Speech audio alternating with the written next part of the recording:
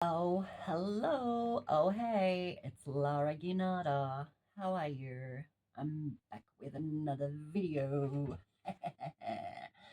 And look at what I've got. I bought myself a new desk. Oh, how exciting is that?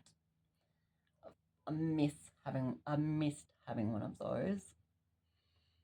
So nice to sit at and do my face in the morning and whatnot. And anyway, I'm here now for the next 15 minutes or so to talk about.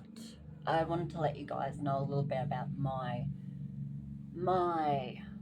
um, spirituality and the things that I believe are making me accountable for being a shaman or shamana, yeah, and a healer. And I am a wounded healer. I understand that now. I'm a wounded healer. And it's because I've been constantly going through all these um, painful situations in my life that are all part of your rites of passage as a shaman. And I believe me being transgender, that's also one of the rights of me. But anyway, so I wanted to start right from the beginning because as when I was really little, like I'm talking about 3 years old, maybe even younger, and I was about three, right? My mum taught me because I was sitting on the ground and there were, um, I had my pencils out and was drawing, and there were a pair of scissors, metal scissors. And my mum said, never ever stick scissors into the PowerPoint because there was a PowerPoint right next to where I was sitting. And she said, never stick the metal scissors in the PowerPoint because you'll die. So I think it was either that day or I think it was the next day when I came back and I sat down. I was like, oh yeah, back to paint, back to drawing and whatnot. And I saw the scissors and I went, oh, and they didn't have this plasticky bit on there. They were all metal. Yeah. So what I did is I decided to stick them in the PowerPoint, and no one was around. But what I do remember is seeing out of the PowerPoint a blue spark flew across the room like a blue laser beam. Yeah, went across the room, which I ended up finding out later on there was Archangel Michael saving me. And the scissors, they just disappeared. No one knows where the scissors went. Then, then the next near death experience was when I was, mind you, these two could have been one before the other. So anyway, we went to Mallorca. Sorry, not Mallorca. We went to Atlanta in America, in Atlanta, like Atlantis. And my mum's like, hey, Eckhart, my dad's name. Eckhart, where, where's Lara? Well, that's Lars back then. Um, and my dad's like, I don't know. I thought you were looking out. And she's like, no. And my dad looks at the bottom of the pool, and there I am at the bottom of the pool, looking up. My dad jumped in the water, grabbed me, pulled me out, and I was fine. Yeah, I must have I was at that age where obviously when you go underwater, you're still holding your breath. So anyway, that was the second time I nearly died. Third time, my mum didn't come this time because my mum didn't like going to this place, but it was like this man-made sea in Germany, and it's called a Baggersee. And we used to go there with my cousin. And anyway, this one time when we went, we got told. Well, basically, what it was is just they just dug a hole, they put some sand, and they filled it with water, and that's it. Yeah. So there was this bit. where it like had a drop off, and we were told not to go near there. And of course, what did I do? I went there, didn't I? And I was standing there, and there was this little boy standing closer to me, and then all of a sudden, I could feel the sand giving way out from underneath my feet, and I sunk underneath the water. Yeah. And I was like, I swear to God, I was like this far. I was like this far away because I was literally reaching up, and that's the water level. I could barely touch the water level. I was like touching it. I could see the water shimmering above me, shimmering. And as I'm looking up and I'm going, oh, this is what it feels like to die. So I'm just going to die now. Okay, I'm going to die. No worries. And as I sort of put my hand down, all of a sudden I felt these little fingers grab a hold of my hand and just pulled me up. I pulled out of the water, went, and there was this little boy, and he was holding my hand, and he didn't speak German. I think he was Italian or something, but I like thanked him. I was like, thanks for saving me. And he was like, yeah, and then he just disappeared, and I was like, wow. I was like just a little angel, little earth angel that came along and saved me once again.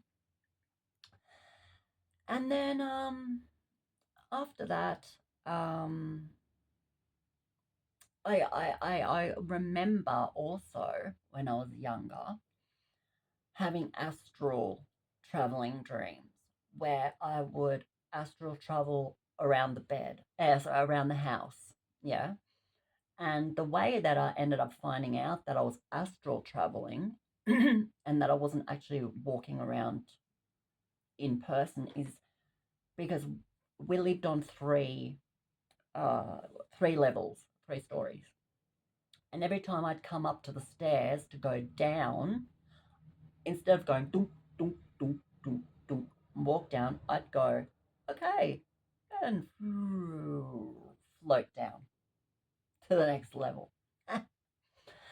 Also, what I do remember about that place, that was in der Steinacker Straße in Büchenbronn in Germany. What I also remember was that was my first, it was the first time where I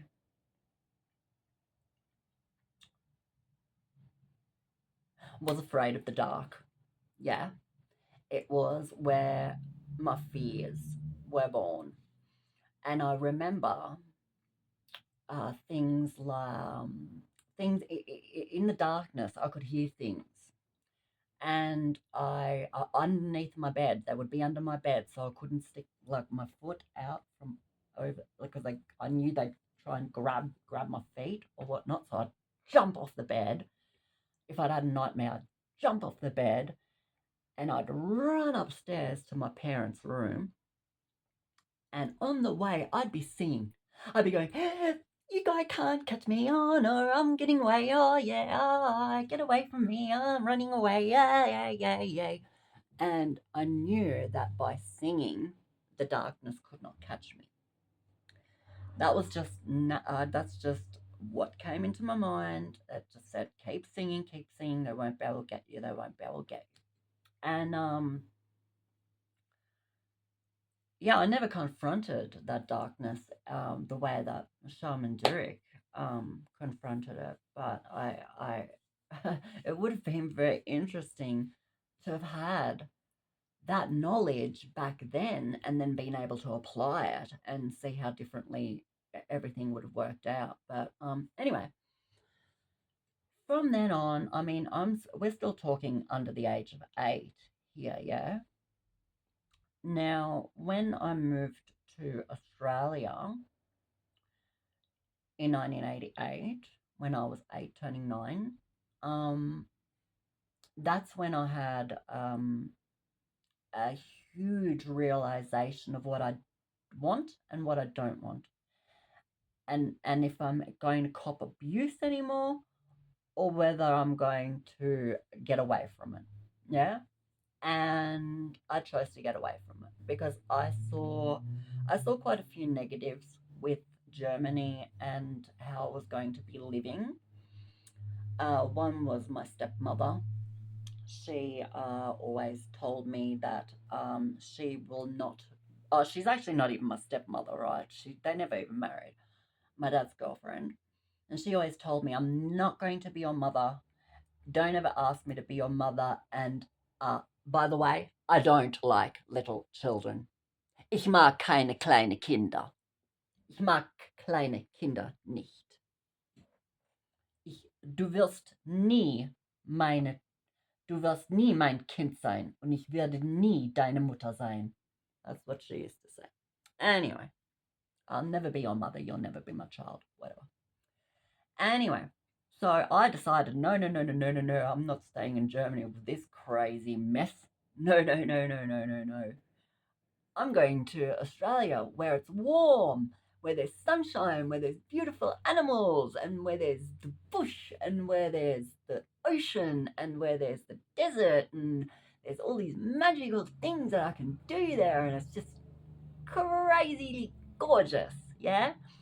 So I followed my mum, and with my mum came out here with my stepdad, and yeah, it was beautiful, beautiful, beautiful, beautiful growing up.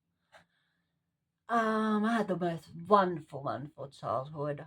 I got to play in the Barrington Tops on property, go to waterfalls on the holidays, go on farms, with all kinds of animals, and have sleepovers with my new friends. I always make friends wherever we go. I'd make friends and stay at their place and feed the animals, and yeah, we'd have little pet goats, and then my friend would give me horses, and oh, it was so cool, right? It was so cool. Um, and then as I got older, I had a dream, and this is now around about the age of 13. And in this dream, I saw a being in a circle of fire dancing. I didn't know who this being was, and it was a being of duality. It wasn't a man, it wasn't a woman, and it was dancing, right? Mm. I now know who that being was. That being ended up coming to me in this form next, right? I ended up finding a statue like this. As you can see, it's Shiva, yeah? Shiva came to me. It was amazing, absolutely amazing.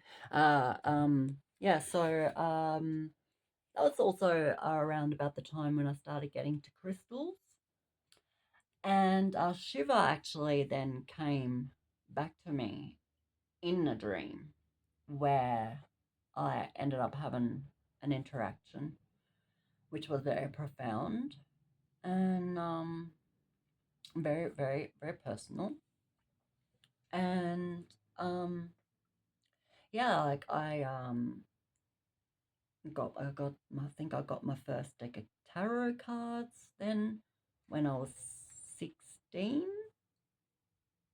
No, no, that's right. I had tarot cards, but I was gifted a pack of tarot cards when I was 16. If I get this, my mum's ex-boyfriend's mother. Yeah. She stayed over one night and she stayed in my room. And in the morning, when she came down for breakfast, she was like, "Oh, is Lara a witch?"